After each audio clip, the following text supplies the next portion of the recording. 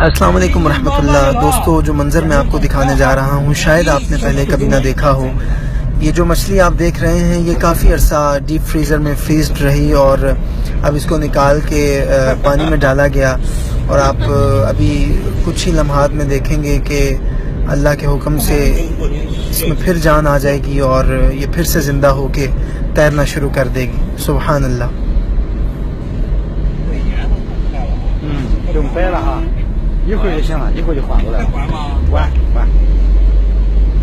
ये आप देख सकते हैं कि इसके साथ एक और मछली जो तैर रही है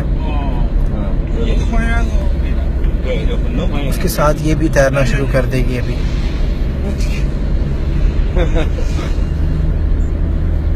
इन्नल्लाह अला कुल्ली शैइन क़दीर, बेशक अल्लाह सुब्हानहु व तआला हर शय पे कादिर है और उसकी कुदरत हर जगह आया है।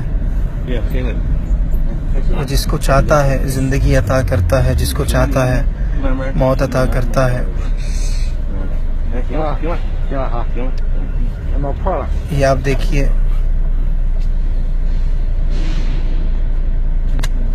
सुभान अल्लाह। ये देखिए प्यारे दोस्तों, इस मछली के अंदर जान आ गई और इसने दोबारा से तैरना शुरू कर दिया। अल्लाहु अकबर, अल्लाहु अकबर कबीरा, अल्लाहु अकबर।